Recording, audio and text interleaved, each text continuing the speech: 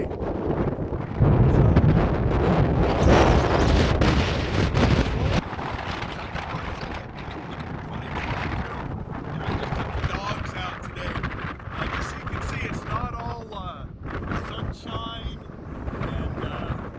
Wonderful sunsets here in Quartzsite. Today we're having a heck of a windstorm.